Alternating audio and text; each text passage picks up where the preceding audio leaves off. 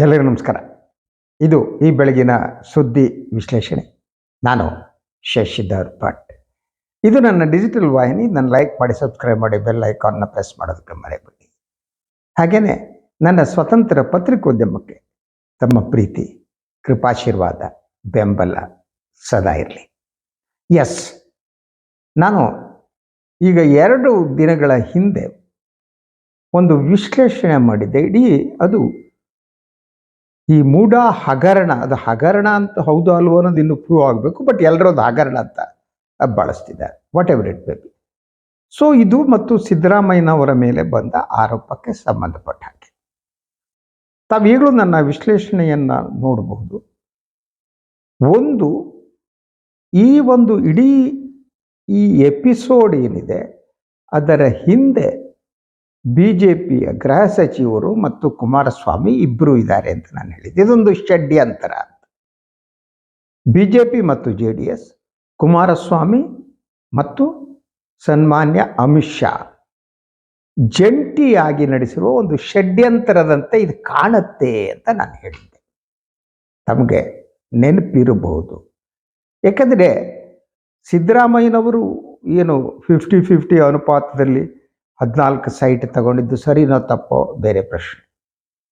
ಈ 14 ಸೈಟ್ ಅವ್ರಿಗೆ ಯಾಕೆ ಬೇಕಾಗಿತ್ತು ಅನ್ನೋ ಪ್ರಶ್ನೆ ನನಗೂ ಕಾಡ್ತಾ ಇದೆ. ಅವರು ಮೊದಲನೇ, ನಾನು ಈ ಪ್ರಕರಣ ಬಂದ ಸಂದರ್ಭದಲ್ಲೇ ನಾನು ಹೇಳಿದೆ ಆ ಸೈಟ್ಗಳನ್ನ ವಾಪಸ್ ಕೊಟ್ಬಿಡ್ಬೇಕು ಅಂತ. ಬಟ್ ದೊಡ್ಡ ಜನರಿಗೆ ಅಡ್ವೈಸರ್ಗಳು ಬೇರೆ ಇರ್ತಾರೆ, ಅವ್ರು ಕೊಡೋದು ಲೇಟ್ ಮಾಡಿದ್ರು. ಸೊ ಅವರು ಈ ಹಂತಕ್ಕೆ ಇದು ಹೋಗುತ್ತೆ ಅಂತ ಸಿದ್ದರಾಮಯ್ಯ ಅಂದ್ಕೊಂಡಿರಲಿಲ್ಲ. ಸೊ 14 ಸೈಟ್ ಅಗತ್ಯ ಇರಲಿಲ್ಲ. ಆದರೆ ನೀವು ಇಡೀ ಕರ್ನಾಟಕದ ರಾಜಕೀಯವನ್ನು ನೋಡಿದರೆ ಯಾರೋ ಗಿಫ್ಟ್ ಕೊಟ್ಟಂತಹ, ಅವರ ರಿಲೇಷನ್ ಕೊಟ್ಟಂತಹ 3 ಎಕರೆ ಭೂಮಿಗೆ ಸಂಬಂಧಪಟ್ಟಿದ್ದು, ಅದು ಗಿಫ್ಟಾಗಿ ಬಂದಿದ್ದು. ಕರ್ನಾಟಕ ಇದರ ಕಾನೂನಿನಲ್ಲಿ ಗಿಫ್ಟಾಗಿ ಯಾರು ಬೇಕಾದ್ರೂ ಕೊಡ್ಬೋದು, ಅದನ್ನು ಯಾರು ಡಿನೈ ಮಾಡೋಕ್ಕಾಗಲ್ಲ. ಅದಾದ ಮೇಲೆ ಮೂಡಾದಲ್ಲಿ ಇವರು ಈ 50-50 ಅನುಪಾತದ ತಗೊಂಡಿದ್ದೇನೆ, ಅದು ಸರಿನಾ ತಪ್ಪ, ಕಾನೂನು ಬಾಹಿರನ ಅಲ್ವಾ ಅಂತ. ಆದರೆ ನಾನು ಹೇಳಿದಾಗ ಈ ಕರ್ನಾಟಕ ರಾಜಕಾರಣದಲ್ಲಿ 100 ಎಕರೆ ಲ್ಯಾಂಡ್ ಹೊಡ್ಕೊಂಡು ಕೂತವರು ಬಂದ್ಬಿಟ್ಟು 3 ಎಕರೆ ಲ್ಯಾಂಡ್ ಹೊಡೆದವ್ರ ಮೇಲೆ, ತೆಗೆದುಕೊಂಡವ್ರ ಮೇಲೆ ಕಾನೂನು ಬಾಹಿರ ಅಂತ ಆರೋಪ ಮಾಡಿ ಅವ್ರನ್ನ ರಾಜೀನಾಮೆ ಕೊಡಿಸೋ ಒಂದು ಯತ್ನ ನಡೆಸ್ತಿದ್ದಾರೆ. ಸೊ ನಾನು ನಿಮಗೆ ನನ್ನ ಹಳೆ ವಿಡಿಯೋ ನೋಡಿದ್ರೆ ಗೊತ್ತಾಗುತ್ತೆ. ಇದರ ಹಿಂದಿನ ಉದ್ದೇಶ ಕರ್ನಾಟಕದ ಕಾಂಗ್ರೆಸ್ ಸರ್ಕಾರವನ್ನು ಉರುಳಿಸಿ BJP JDS ಸರ್ಕಾರ ತರಬೇಕು ಅನ್ನೋದು ಇದೊಂದು ಷಡ್ಯಂತರ ನಾನು ಹೇಳಿದೆ. ಅದಕ್ಕೀಗ ಪೂರಕವಾದ ಅಂಶಗಳು ಬೆಳಕಿಗೆ ಬರ್ತಾ ಇವೆ. ನಿನ್ನೆ ಮಂಡ್ಯದಲ್ಲಿ ಮಾತನಾಡಿದ ಕುಮಾರಸ್ವಾಮಿಯವರ ಹೇಳಿಕೆ ಈ ಷಡ್ಯಂತರದ ವಿಚಾರ ಏನಿದೆ ಅದನ್ನು ಇನ್ನಷ್ಟು ಸಾಬೀತುಪಡಿಸುವಂತೆ ಕಾಣ್ತಾ ಇದ್ದಾರೆ. ಏನು ಹೇಳಿದ್ರು ಕುಮಾರಸ್ವಾಮಿ? ಕುತೂಹಲಕರವಾದ್ದು. ಅವರು ಮಾತನಾಡ್ತಾ ಮಂಡ್ಯದಲ್ಲಿ ಹೇಳಿದರು, ಈ ಸರ್ಕಾರ ಏನಿದೆ ಇದು 2028ರವರೆಗೆ ಇರಲ್ಲ. ಇದು ಫಸ್ಟ್ ಥಿಂಗ್. 28ರವರೆಗೆ ಇರಲ್ಲ, ಇದು ಬಿದ್ದು ಹೋಗುತ್ತೆ. ಎರಡನೇ ಅಂಶ ಅವರು ಹೇಳಿದ್ದು 2028ರ ಒಳಗೇನೆ ನಾನು ಮುಖ್ಯಮಂತ್ರಿ ಆಗಬಾರ್ದು. ನಾನು ಯಾಕೆ ಆಗಬಾರ್ದು? ಸಂಪೂರ್ಣ ಕರ್ನಾಟಕದ ಜನರ ಬೆಂಬಲದಿಂದ ನಾನು ಮುಖ್ಯಮಂತ್ರಿ ಆಗ್ತೀನಿ. ಇದು ಆತ್ಮವಿಶ್ವಾಸನ ಅಥವಾ ಅವರ ಒಳಗಡೆ, ಮನಸ್ಸಿನೊಳಗಡೆ ಇರುವುದು BJP JDS ಷಡ್ಯಂತರದ ಅಂಶವನ್ನು ಗೊತ್ತಿಲ್ಲದೆ ಕುಮಾರಸ್ವಾಮಿ ಹೇಳ್ಬಿಟ್ರ, ಉತ್ಸಾಹದಲ್ಲಿ ಹೇಳ್ಬಿಟ್ರ? ಯಾಕಂದರೆ ಯಾವಾಗ ಮೂಢ ಹಗರಣಕ್ಕೆ ಸಂಬಂಧಪಟ್ಟ ಹಾಗೆ ಇಡೀ ಮಧ್ಯಪ್ರವೇಶ ಆಯಿತು, ಆಗಿನಿಂದ ಕುಮಾರಸ್ವಾಮಿಯವರ ಬಾಡಿ ಲ್ಯಾಂಗ್ವೇಜ್ ಬದಲಾಗಿದೆ. ಅವರು ಸದಾ ಮುಖವನ್ನು ಸಿಂಡ್ರಿಸ್ಕೊಂಡಿರುವ, ನಗದು ಕಡಿಮೆ. ಆದರೆ ಇದ್ದಕ್ಕಿದ್ದಾಗೆ ನಿನ್ನೆ ನೀವು ಗಮನಿಸಿದ ಬಾಡಿ ಲ್ಯಾಂಗ್ವೇಜ್ ಬದಲಾಗಿದೆ, ಹುಮ್ಮಸ್ನಲ್ಲಿದ್ದಾರೆ. ಆ ಹುಮ್ಮಸ್ಸಿನಲ್ಲಿ ಅವರು ಹೇಳಿದ್ದು, ಎಸ್ 2028ರವರೆಗೆ ಕಾಂಗ್ರೆಸ್ ಸರ್ಕಾರ ಉಳಿಯಲ್ಲ, ನಾನು ಯಾಕೆ ಮುಖ್ಯಮಂತ್ರಿ ಆಗಬಾರ್ದು? ಅಂದರೆ 2028ಕ್ಕೆ ಮೊದಲೇ ಈ ಸರ್ಕಾರವನ್ನು ಉರುಳಿಸಿ BJP ಮತ್ತು JDS ಸರ್ಕಾರ ತರುವ ಒಂದು ಗೇಮ್ ಪ್ಲ್ಯಾನ್ ಏನಿದೆ ಅದು ದೆಹಲಿ ಮಟ್ಟದಲ್ಲಿ ನಡೀತಾ ಇದೆ. ಇದರ ಪ್ರಮುಖ ಪಾತ್ರಧಾರಿ ಏನಿದ್ದಾರೆ ಅದು ಕುಮಾರಸ್ವಾಮಿ ಆಗಿದ್ದಾರೆ. ಮತ್ತು ಹೀಗೆ ಸರ್ಕಾರವನ್ನು ಕೆಡವುವುದು ಮತ್ತು ಪ್ರತಿಪಕ್ಷಗಳನ್ನು ಒಡೆಯುವುದೇನಿದೆ ಅದು ಬಿಜೆಪಿ ಒಂದು ಸಂಪ್ರದಾಯವಾಗಿ ಮಾಡಿಕೊಂಡಿದೆ. ಎಲ್ಲಿ ತಮ್ಮ ಸರ್ಕಾರ ಇಲ್ವೋ ಅಲ್ಲಿ ಆಪರೇಷನ್ ಕಮಲ, ಹಾಗೆಯೇ ಆ ಸರ್ಕಾರವನ್ನು ಕೆಡಗುವುದು ಮತ್ತು ಆ ಸರ್ಕಾರದಲ್ಲಿ ಇರುವವರಲ್ಲಿ ಯಾರ್ಯಾರನ್ನ ತಮ್ಮ ಕಡೆ ಸೆಳೆದುಕೊಳ್ಳುವುದು, ಇದು ಗೇಮ್ ಪ್ಲ್ಯಾನ್ ನಡೀತಾ ಬಂದಿದೆ. ನಮ್ಗೆ ಗೊತ್ತ ಮಹಾರಾಷ್ಟ್ರದಲ್ಲಿ ಏನಾಯಿತು ಎಲ್ಲ ಕಡೆ. ಅಂಥ ಒಂದು ಗೇಮ್ ಪ್ಲ್ಯಾನ್ ಈಗ ಕರ್ನಾಟಕದಲ್ಲಿ ಸಿದ್ಧ ಆದಂತೆ ಕಾಣ್ತಾ ಇದೆ. ಈ ಗೇಮ್ ಪ್ಲ್ಯಾನ್ ಪ್ರಕಾರ ಆದಷ್ಟು ಬೇಗ ಮೊದಲನೇದಾಗಿ ಸಿದ್ದರಾಮಯ್ಯನವರನ್ನು ಮುಖ್ಯಮಂತ್ರಿ ಸ್ಥಾನದಿಂದ ಇಳಿಸುವುದು ಹೇಗೆ? ಒಂದು, ಈ ಪ್ರಕರಣದ ಹಿನ್ನೆಲೆಯಲ್ಲಿ ಕಾಂಗ್ರೆಸ್ ಪಕ್ಷವೇ ಒಂದು ರಾಜೀನಾಮೆ ತೆಗೆದುಕೊಂಡ್ರೆ ಹೊಸ ಮುಖ್ಯಮಂತ್ರಿ ಆಯ್ಕೆ ಮಾಡಿದರೆ ಆಗ ತಮ್ಮ ಆಪರೇಷನ್ ಕಮಲಕ್ಕೆ ಒಂದು ವೇದಿಕೆ ಸೃಷ್ಟಿಯಾಗುತ್ತೆ. ಅಂದರೆ ಬಹಳಷ್ಟು ಜನ ಯಾರು ಸಿದ್ದರಾಮಯ್ಯನವರ ಬೆಂಬಲಿಗರಿದ್ದಾರೆ ಅವರಿಗೆ ಬೇಸರ ಆಗ್ಬೋದು. ಬಹಳಷ್ಟು ಶಾಸಕರು ಕಾಂಗ್ರೆಸ್ಸನ್ನು ಬಿಟ್ಟು ಬರುವುದಕ್ಕೆ ಸಿದ್ಧರಾಗಬಹುದು. ಅದಕ್ಕೆ ಬೇಕಾದಂತೆ ಅವರಿಗೆ ಬೇರೆ ಬೇರೆ ಆಮಿಷಗಳನ್ನು ಒಡ್ಡುವುದು, ಅಥವಾ ಯಾರಾದರೂ ಯಾರ ಸಣ್ಣ ಪುಟ್ಟ ಪ್ರಕರಣಗಳಿದ್ದರೆ ಅವರನ್ನು ಈ ಏಜೆನ್ಸಿಗಳನ್ನು ಇಡಿ ಅವ್ರನ್ನ ಬಿಟ್ಟುಬಿಟ್ಟು ಅವ್ರನ್ನ ತಣ್ಣಗೆ ಮಾಡಬೇಕು ಅಂತ ಮಹಾರಾಷ್ಟ್ರ ಮಾದರಿ. ಅಜಿತ್ ಪವಾರ್ ಅಂತವರ ಮಹಾನ್ ಭ್ರಷ್ಟಾಚಾರದ ಕೇಂದ್ರ ಅವರು ಅಂತ ಆರೋಪ ಹೊತ್ತವ್ರನ್ನೇ ಕರ್ಕೊಂಡಿರಲ್ವ, ಆ ರೀತಿ ಒಂದು ಹೊಸ ಗೇಮ್ ಪ್ಲ್ಯಾನನ್ನು ಕರ್ನಾಟಕದಲ್ಲಿ ಮಾಡೋದಕ್ಕೆ ಯತ್ನ ಮಾಡಿ ಅದರ ಭಾಗವಾಗಿ ಅತಿ ಉತ್ಸಾಹದಿಂದ ಕುಮಾರಣ್ಣ ನಿನ್ನೆ ಹೇಳ್ಬಿಟ್ಟಿದ್ದಾರೆ ಮಂಡ್ಯದಲ್ಲಿ 2028ಕ್ಕಿಂತ ಮೊದಲು ನಾನು ಮುಖ್ಯಮಂತ್ರಿ ಅಂತ.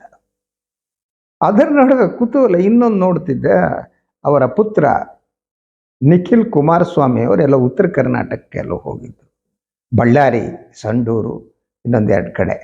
ಅಲ್ಲಿ ಆ JDS ಕಾರ್ಯಕರ್ತರು ಭವಿಷ್ಯದ ಮುಖ್ಯಮಂತ್ರಿ ನಿಖಿಲ್ ಕುಮಾರಸ್ವಾಮಿ, ಭಾವಿ ಮುಖ್ಯಮಂತ್ರಿ ನಿಖಿಲ್ ಕುಮಾರಸ್ವಾಮಿ ಅಂತ ಹೋಗ್ತಾ ಇದ್ರು. ಅಂದರೆ ಮುಖ್ಯಮಂತ್ರಿ ಜಾಗಕ್ಕೂ ನನ್ನ ಮಗಂದು ಅಪ್ಪ ಮಗನ ನಡುವೆ ಪೈಟಿನ ಅಂತ ನಂಗೆ ನಗು ಬಂತು.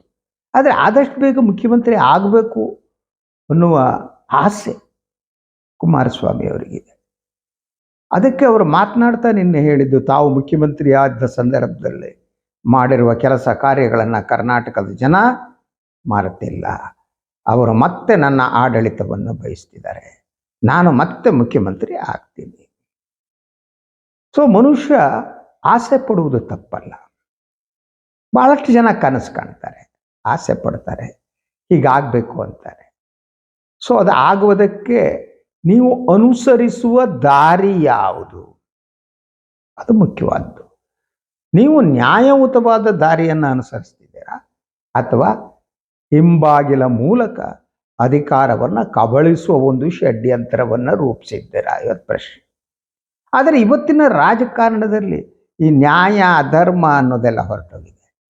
ಧರ್ಮದ ಹೆಸರು ಹೇಳಿ ನೀವು ಜನರ ಮತವನ್ನು ಸೆಳಿಬೇಕು ಮತ್ತು ಅಧರ್ಮದಿಂದ ನಡೆದುಕೊಳ್ಳಬೇಕು. ಇದು ಇವತ್ತಿನ ರಾಜಕಾರಣ, ಅದು ಇವತ್ತಿನ ವ್ಯವಸ್ಥೆಯಾಗಿ ಪರಿವರ್ತನೆ ಆಗಿದೆ. ಸೊ ಈ ಹಿನ್ನೆಲೆಯಲ್ಲಿ ಒಂದು BJPಯ ಗೇಮ್ ಪ್ಲ್ಯಾನ್ ಮತ್ತು JDS ಗೇಮ್ ಪ್ಲ್ಯಾನ್ ಬಹಳ ಸ್ಪಷ್ಟವಾಗಿ ಗೋಚರಿಸ್ತಾ ಇದೆ. ಒಂದು, ಸಿದ್ದರಾಮಯ್ಯನವರನ್ನು ಅಧಿಕಾರದಿಂದ ಕಾಂಗ್ರೆಸ್ ಪಕ್ಷವೇ ಇಳಿಸಿ ಬದಲಿಸಿದರೆ ಓಕೆ. ಅದಿಲ್ಲ ಅಂದರೆ ಬೇರೆ ದಾರಿ ಯಾವುದು? Central agency. ಈಗಾಗಲೇ ED ಅವ್ರನ್ನ ಏನು ಮೂಢ ತನಿಖೆಗೆ ಬಿಡಲಾಗಿದೆ. ಏನಾದರೂ ಮಾಡಿ ಇಡೀ ಈ ಪ್ರಕರಣದಲ್ಲಿ ಹಣಕಾಸು ವ್ಯವಹಾರ ನಡೆದಿದೆ, ಸಿದ್ದರಾಮಯ್ಯನವರು ಲಂಚ ತೆಗೆದುಕೊಂಡಿದ್ದಾರೆ ಅಂಥೇಳಿ ಅವ್ರ ಮೇಲೆ ಆರೋಪ ಹೊರಿಸೋದು, ಆ ಆರೋಪಕ್ಕೆ ಬೇಕಾದ ಮಟೀರಿಯಲ್ಸ್ ಏನಿದೆ ಅದರ ಸಂಗ್ರಹಕ್ಕೆ ತೀವ್ರ ರೂಪದ ಯತ್ನ ನಡೀತಾ ಇದೆ. ಇದಕ್ಕೆ ಪೂರಕವಾಗಿ ಒಂದು ವಾತಾವರಣ ಸೃಷ್ಟಿಸುವುದಕ್ಕಾಗಿ ಮಾಧ್ಯಮಗಳನ್ನು ಬಳಸಿಕೊಳ್ಳಲಾಗ್ತಾ ಇದೆ. ಮಾಧ್ಯಮಗಳೆಲ್ಲ ಈ ತನಿಖೆ ಆಗೋದಕ್ಕಿಂತ ಮೂಢ, ಹಗರಣ, ಅಕ್ರಮ ಅಂತ ಮಾಧ್ಯಮಗಳು ಈಗಲೇ ಹೇಳ್ತಿವೆ.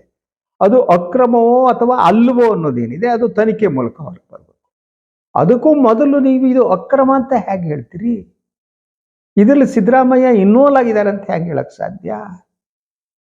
ಅದರ ಜೊತೆಗೆ ನೂರಾರು ಎಕರೆ ಲ್ಯಾಂಡ್ ಹೊಡೆದವರು ಕೋಟ್ಯಾಂತರ ರೂಪಾಯಿ ಮಾಡಿಕೊಂಡವರು ರಾಜಕಾರಣದಲ್ಲಿ ಅವರು ಮಾಡಿರುವ ಆರೋಪವನ್ನು ಈ ಮಾಧ್ಯಮಗಳು ಪ್ರಸಾರ ಮಾಡುವಾಗ ಆರೋಪ ಮಾಡಿದವರು ಅಪ್ಪಟ ಪ್ರಾಮಾಣಿಕರು ಅನ್ನುವಂತೆ ಪ್ರತಿಬಿಂಬಿಸಲಾಗುತ್ತೆ. ಅಂದರೆ ಈ ಮಾಧ್ಯಮದಲ್ಲಿ ಏನು ಗೊತ್ತಾ, ನೀವು ಒಂದು ಆರೋಪವನ್ನು, ಒಂದು ಹೇಳಿಕೆಯನ್ನು ಹೇಗೆ ಸ್ವೀಕರಿಸಬೇಕು ಅಂತ.